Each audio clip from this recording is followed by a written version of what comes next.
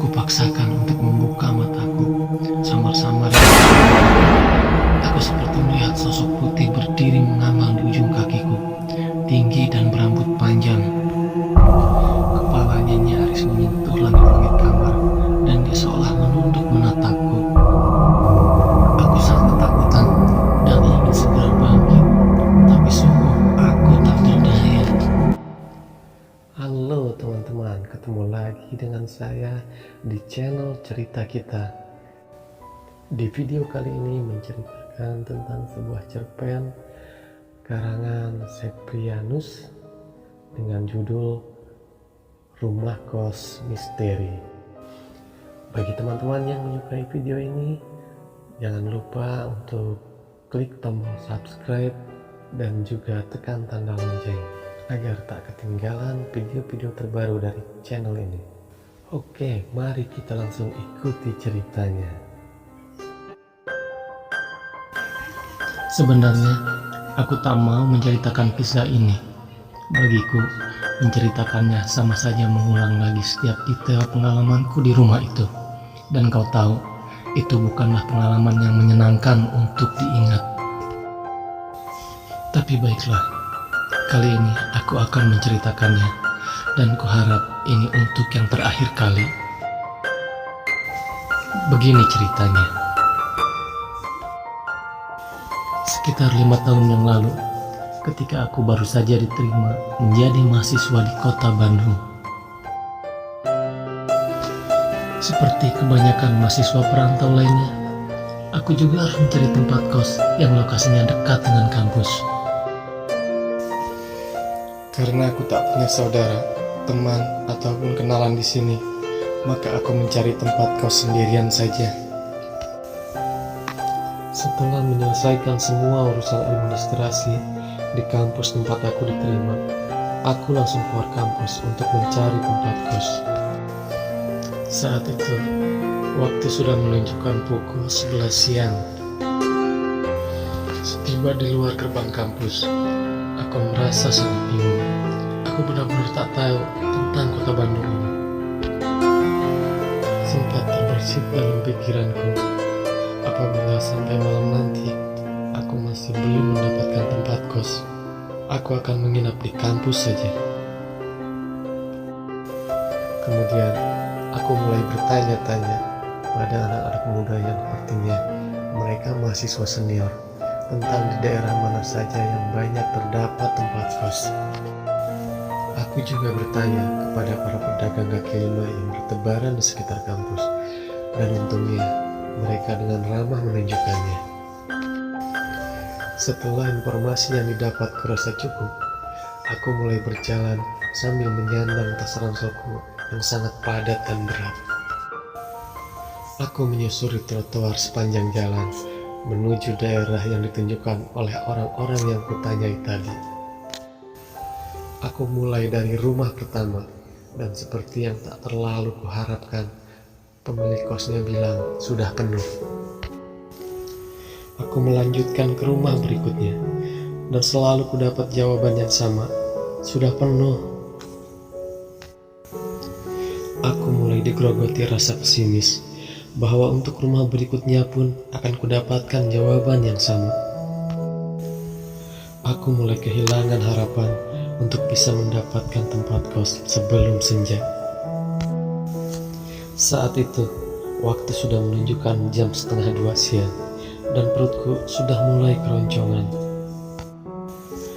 Aku memutuskan untuk beristirahat sejenak di sebuah warung kecil yang menjual nasi dengan lauk dan sambal rumahan seadanya. Ibu pemilik warung itu gemuk dan wajahnya sangat ramah. Ketika aku memasuki warungnya, dia menyambutku dengan hangat sambil mempersilahkanku duduk layaknya anak sendiri. Aku merasa canggung sekaligus senang diperlakukan begitu. Tapi ibu itu tampaknya sudah biasa dengan mahasiswa-mahasiswa seperti aku. Dia mengambilkanku sepiring nasi lengkap dengan lauk dan sayurnya. Melihat gunungan nasi komplit di piring itu, aku agak cemas akan membayar mahal. Tapi aku benar-benar sangat lapar dan lelah. Setelah pendaftaran tadi, semua uang yang diberi oleh orang tuaku nyaris habis dan yang tersisa hanya untuk biaya kos dan beberapa kali makan. Sementara orang tuaku baru bisa mengirimkan uang seminggu lagi. Tapi ibu itu seakan tahu kekhawatiranku dan sambil tersenyum bijak dia berkata, "Tak apa nak, sekali ini gratis." Mendengar itu, aku pun tersenyum cerah. Sambil aku makan, ibu pemilik warung itu menghujaniku dengan pertanyaan-pertanyaannya. Mulai dari daerah asalku, alasanku kuliah di sini, sampai cerita tentang pengalamannya yang pernah merantau di daerah asalku. Setelah selesai makan, sesaat sebelum aku pamit dan mengucapkan terima kasih, aku menyempatkan diri bertanya pada ibu itu tentang tempat kos yang masih tersedia di sekitar sini. Sekilas aku menangkap ada keraguan di wajahnya, tapi kemudian ibu itu berkata, kalau di sini selalu penuh, tapi mungkin yang di sebelah sana. Ibu itu menunjukkan sebuah jalan lagi, sekitar 100 meter dari seberang warungnya. Di sana masih banyak yang kosong, soalnya kebanyakan mahasiswa lebih suka kos di daerah sini. Aku heran dan bertanya, memang kenapa bu? Apa di sebelah sana lebih mahal? Oh tidak juga, jawab ibu itu nyaris memotong pertanyaanku. Malah banyak yang murah, hanya saja mungkin... Ibu itu tak meneruskan perkataannya lagi, dan wajahnya berubah kaku. Ibu sarankan kalau bisa kamu cari kos jangan di sana. Dalam benakku, aku sudah terlanjur menggarisbawahi kata-kata malah banyak yang murah, hingga aku jadi tak begitu memperdulikan perubahan aneh sikap si ibu tentang daerah yang ditunjukinya itu. Segera saja aku pamit dan meluncur ke sana. Aku sampai di gerbang masuk jalan itu. Kuat dugaanku, daerah ini pasti sebuah komplek perumahan tua. Terlihat dari gaya bangunannya. Selain itu, tanaman yang tumbuh di sembarang tempat jelas menandakannya. Di kiri kanan jalan, pohon-pohon tumbuh subur dan besar-besar, mungkin sudah berumur puluhan tahun. Kemudian, aku mendongak ke langit, dan kulihat silau cahaya matahari mengintip dari rimbunnya dedaunan.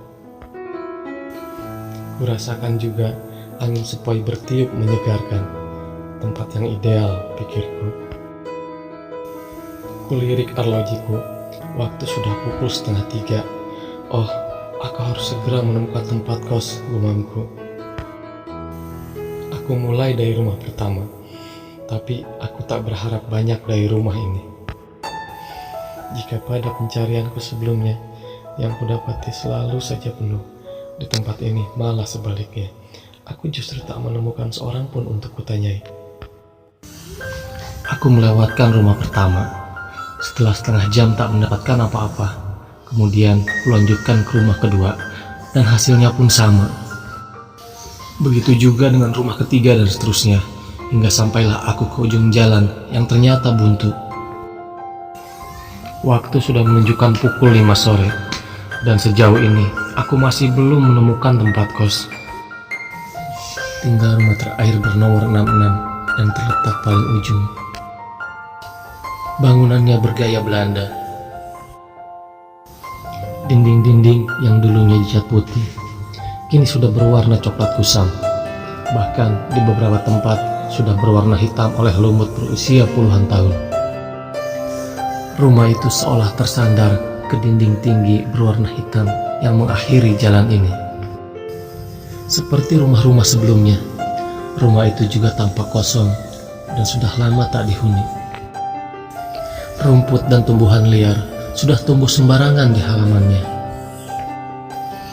Aku mulai dihantam kekecewaan. Sepertinya untuk mendapatkan tempat kos hari ini sudah tak ada harapan lagi. Aku memutuskan untuk kembali saja ke kampus dan melanjutkan pencarian besok.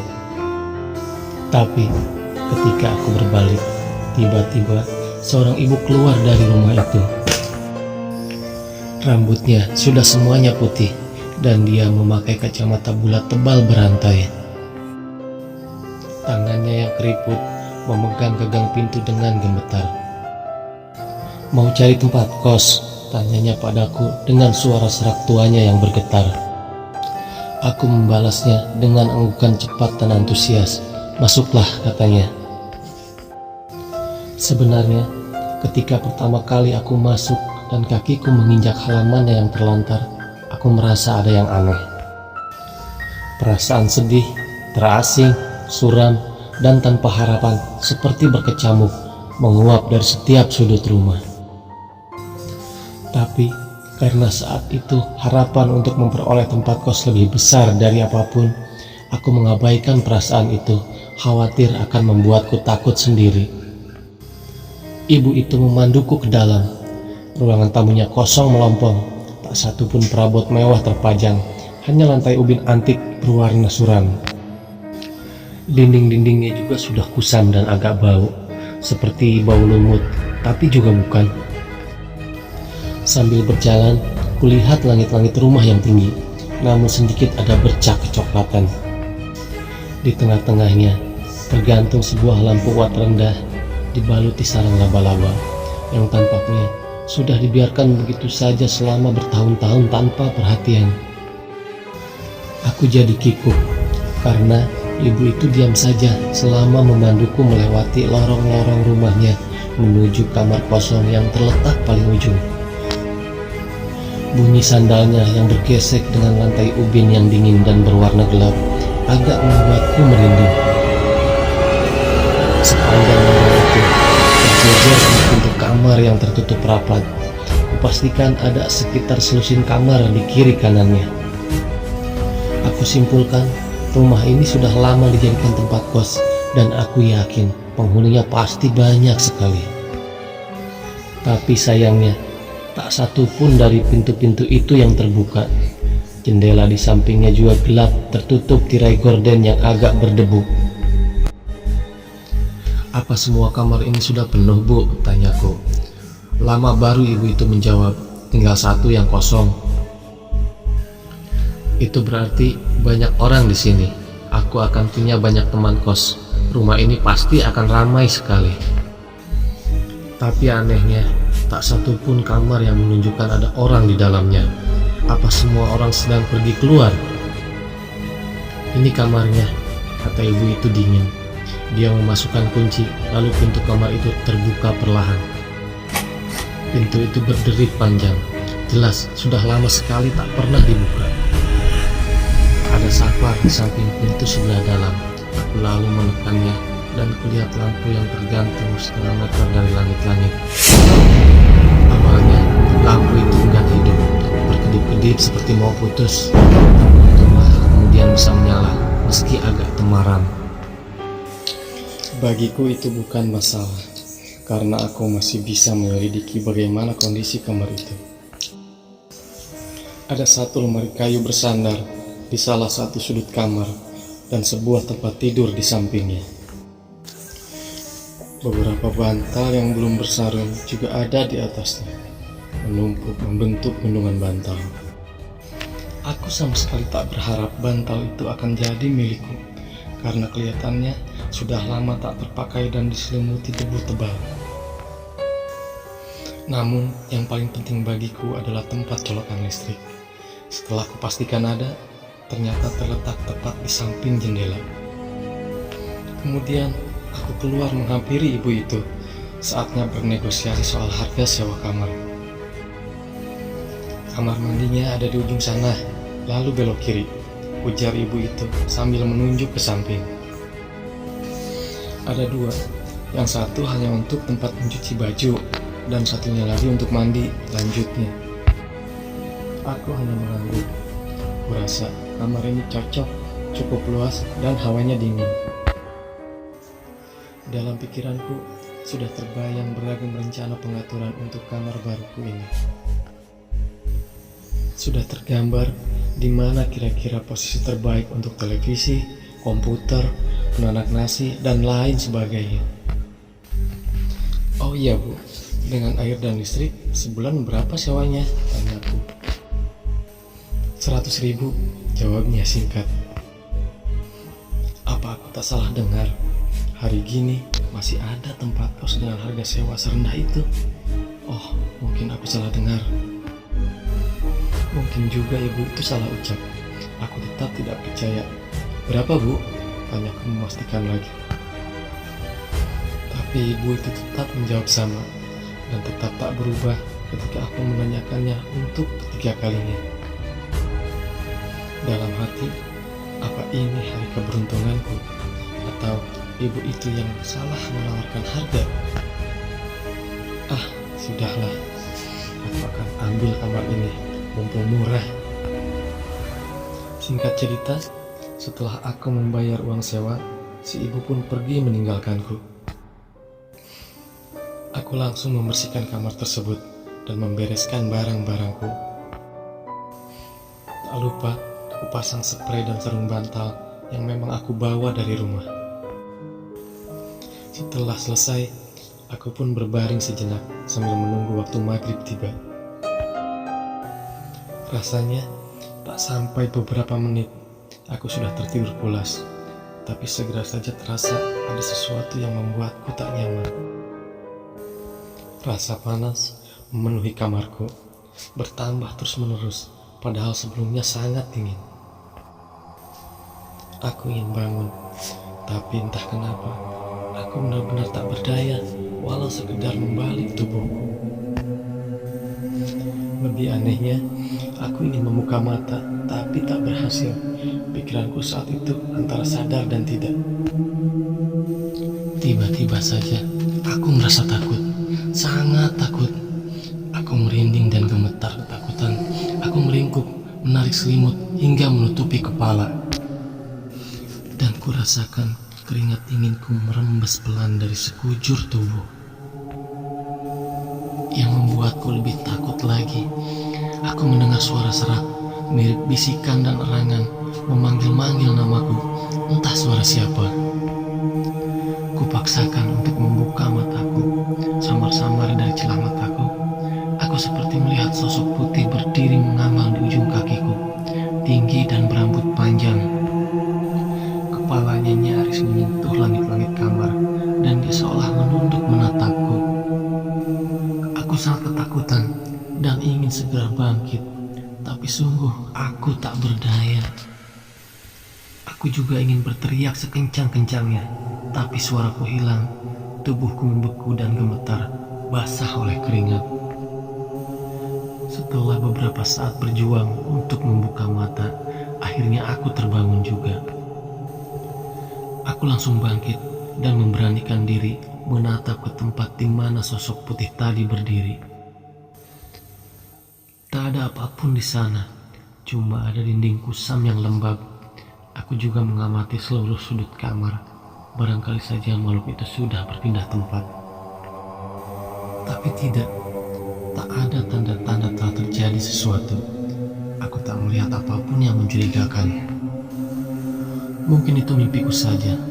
Toh aku juga sering mimpi horor seperti itu. Mungkin juga akibat kelelahan dan dalam tahap awal penyesuaian di tempat baruku. Tapi suara bisikan itu, suara itu seperti nyata. Aku tak yakin itu sekedar mimpi. Dan anehnya, aku merasa suara itu seperti berasal dari dinding-dinding di kamarku. Aku melirik jam di meja belajar di samping tempat tidurku. Sudah pukul 6:30, maka aku putuskan untuk mandi. Aku keluar kamar dengan membawa handuk dan perlengkapan mandi. Aku menoleh ke ujung lorong. Aku melihat sekelebat bayangan putih menghilang ke arah kamar mandi. Sesaat darahku berdesir. Apa itu? Tanyaku dalam hati. Ah, mungkin itu teman kosku yang mau mandi juga. Aku meneruskan langkahku, menyusuri lorong panjang menuju kamar mandi. Sambil berharap dalam hati, semoga saja ada salah satu kamar yang terang menandakan ada penghuninya. Tapi perasaanku kian ciut ketika aku telah sampai ke ujung lorong dan tinggal berbelok ke kamar mandi. Tak satu pun kamar yang hidup lampunya, semuanya mati. Satu-satunya penerang di lorong itu hanyalah lampu kuning watt rendah yang tergantung tepat di tengah-tengah. Alih-alih membuat terang, efek temaram yang dihasilkan malah mendukung suasana horor yang menegakkan bulu kuduk. Lalu, siapa sosok yang ke kamar mandi tadi? Hatiku bertanya-tanya. Oke teman-teman, demikian tadi cerpen dengan judul Rumah Kos Misteri part ke-1. Untuk cerita selanjutnya dapat Anda saksikan di video Rumah Kos Misteri part kedua. Jangan lupa klik tombol subscribe dan lonceng. Bye bye.